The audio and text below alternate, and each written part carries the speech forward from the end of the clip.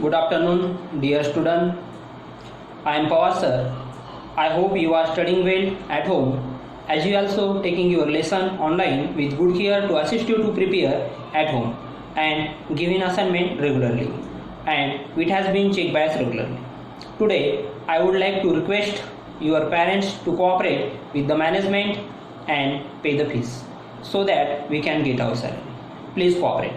Today, we are going to learn Geography Standard 10 lesson number 3rd and lesson name is Physiography and Drainage.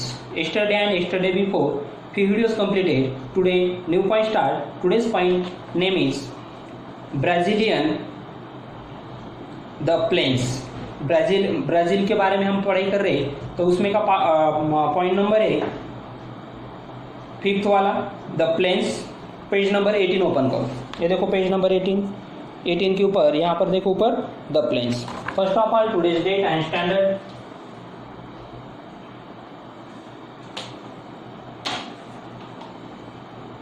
Standard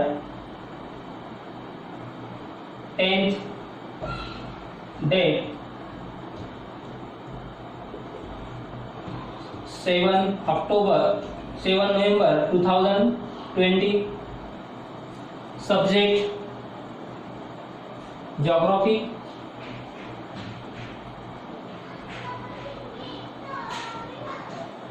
Okay, and third lesson name is Physiography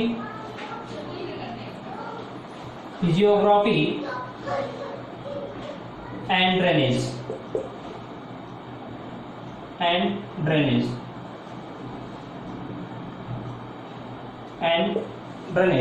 Today's point name is the plains. Look at the textbook and listen carefully. The plains. अब इसके पहले जो planes वाला part हमने study की थी वो India के बारे में था. इंडिया का प्लेन के बारे में वो स्टडी की थी. अब ये जो प्लेन्स है ये ब्राजील के बारे में हम पढ़ाई करने वाले. Do you understand? Look at the textbook and listen carefully. The plains in Brazil are confined to two areas, namely the Amazon basin in the north and Paraná source regions in the southwest. अब देखो इसके 2 parts है. Brazil के जो planes के ये 2 parts है. एक ब्राजील का एक अमेजन रिवर ने जो बनाया वाला एरिया है वो एक एरिया, उस एरिया को कहते हैं Amazon basin in the north Paraguay. ये फर्स्ट वाला हुआ पैराग्वे पैरासोर्स regions in the south west तक है.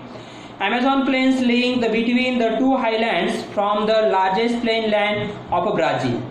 Amazon plain laying in the northern part of Brazil generally slopes eastward.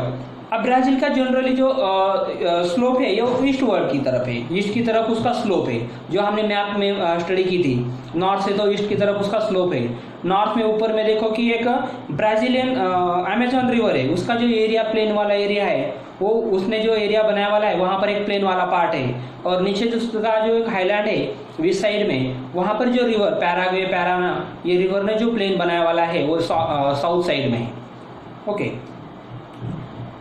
Amazon plains lying in the northern parts of Brazil.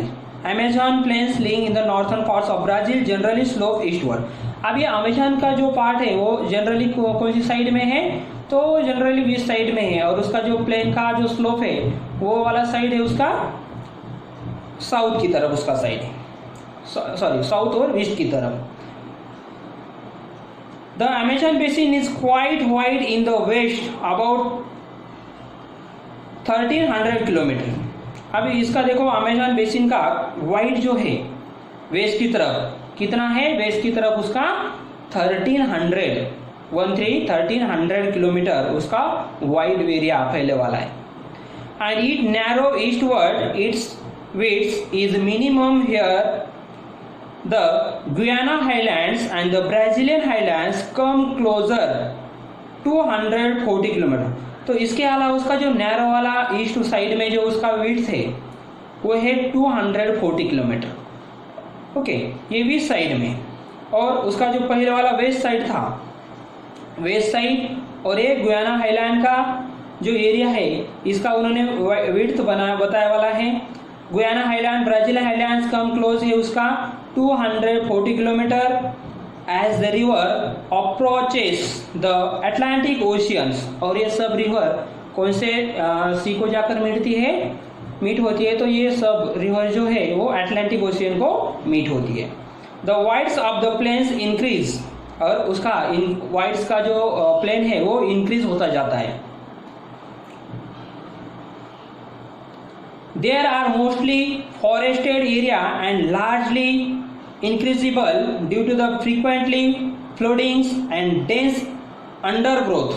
अब इसमें देखो कि मोस्टली फॉरेस्ट एरिया है, ये रिवर का जो पार्ट बनाने वाला है वहां पर प्लेन एरिया है, तो प्लेन एरिया होने की वजह से वहां का जो पार्ट है वो कैसा है, फॉरेस्टेड है, ज्यादा से ज्यादा मोस्टली फ्लडिंग आते हैं वहां पर ज्यादा से ज्यादा।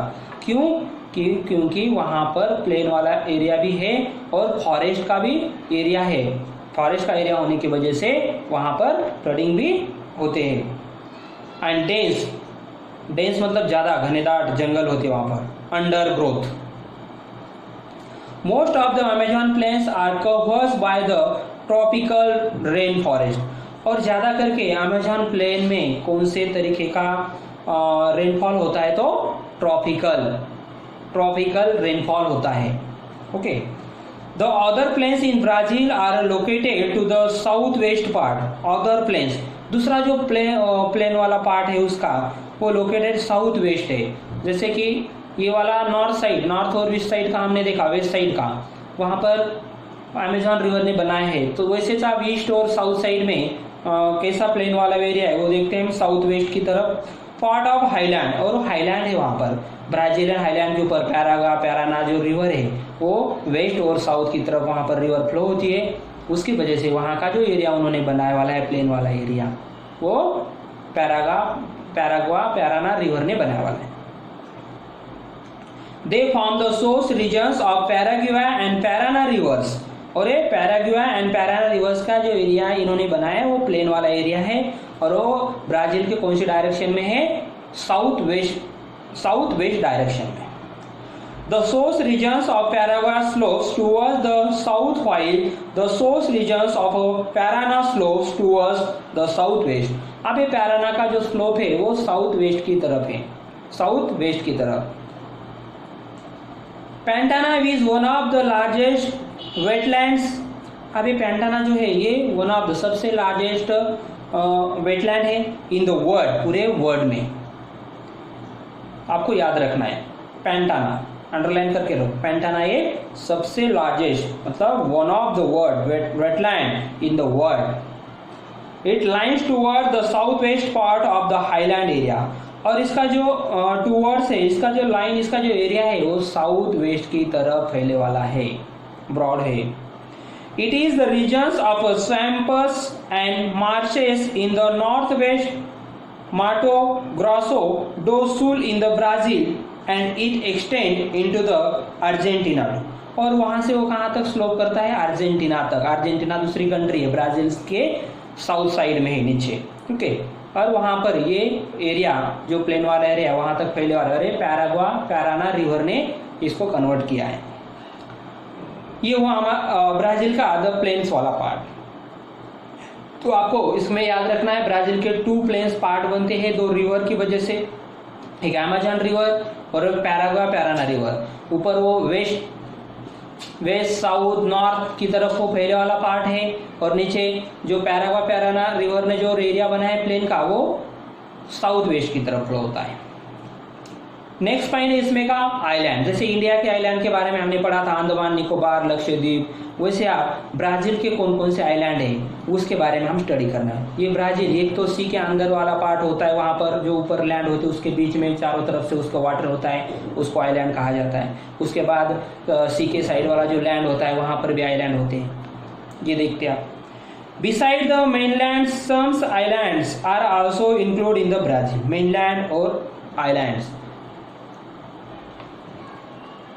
ये किसमें इंक्लूड हुए वाले हैं, ब्राजील में। They can be classified into the coastal islands and marine islands. अब कोस्टल आइलैंड मतलब कोस्टल जो सी के साइड वाला पार्ट होता है उसको कोस्टल आइलैंड कहा जाता है, सी के कॉर्नर पर। और जो सी के मिडल में होता है, बीच में होता है, हाँ, उसको मैरीन कहा जाता है, marine island. Most of the coastal islands have form due to the deposition marine islands were a part of the mainland. They are more than 300 kilometers away from the mainland in the Atlantic Ocean.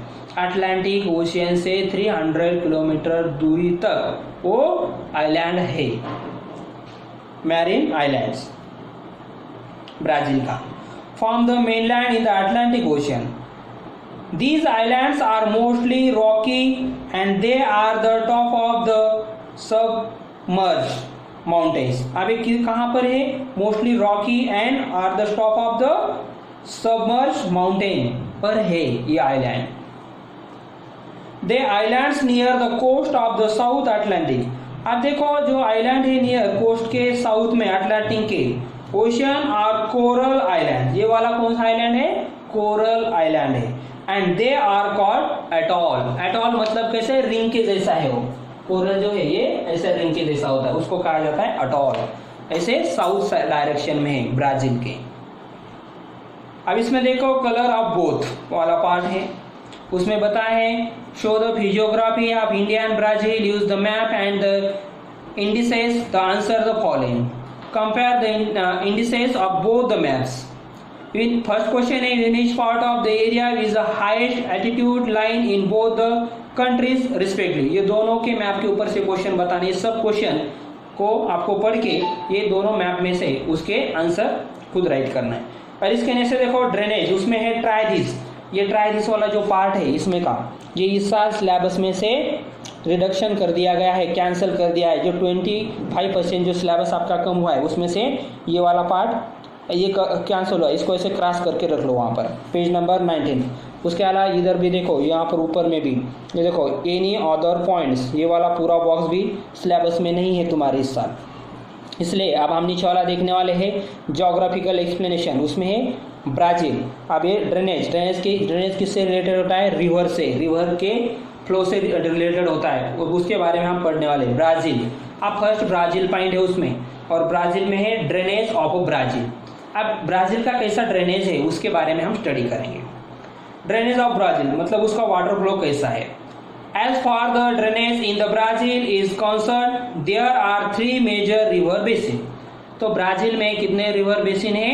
3. Basin किसे कहा जाता है? बहुत सारे river आकर main river को मिलती है, वो पूरे एरिया को बेसिन कहा जाता है. तो ऐसे 3 मेन रिवर के बेसिन है ब्राजील में. फर्स्ट है अमेजॉन बेसिन, सेकंड है Paraguay Parana system in the south west. जो साउथ वेस्ट में पैरागुआ आणि पैराना रिवर है उसका एक बेसिन है. नेक्स्ट है Sao Francisco in the western short of the highland and other river at the coast. Coastal के रिवर साओ फ्रांसिस्को के वेस्ट पार्ट का हाईलैंड में से जो रिवर फ्लो करती है उनका एक बेसिन है. ऐसे करके ये 3 बेसिन के बारे में हम रिवर के 3 बेसिन के बारे में स्टडी करने वाले. ओके, उसे ड्रेनेज कहा जाता है. तो ब्राजील का फर्स्ट जो पार्ट है वो अमेजॉन बेसिन है. अमेजॉन बेसिन के बारे में हम डिटेल में आप स्टडी करेंगे. Amazon basin, Amazon collects its head water. देखो अमेजॉन के हेड वाटर मतलब मुख से वाटर कहाँ से निकलता है? From the western slope of the Andes mountain. Andes mountain है जो कि मैंने फिगर में बताया था सबसे पहले. जो वो नॉर्थ की वो साइड में एक वहां पर अंडेस माउंटेन है इन द पेरू में है, और वहां से उसका हेड वाटर वहां से फ्लो होता है अमेजॉन रिवर का. Amazon river receive discharge. This is about 2 lakh meters cube per second. As a result, Amazon washes of the load supplied to its from the catchment. अब इतना सारा डिस्चार्ज वाटर वो क्या करती है? फ्लो करती है Amazon reserve 2 lakh kilometre cube पर सेकंड से. Consequently, sediments are not deposited even the mouth. अब इसके एट द माउथ में क्या क्या कॉन्सिक्वेंटली होती है? Sediments are not deposited even the mouth. उसके डिपॉजिट नहीं होते उसके माउथ में, लास्ट में डिपॉजिटेड नहीं होते. ओके, और यहाँ तक स्टिक करके रख लो आप, डिपॉजिशन इवन द माउथ. यहाँ का पार्ट हम कल के लेक्चर में कंटिन्यू करें. Okay, now stop lecture, we will meet next video. Thank you.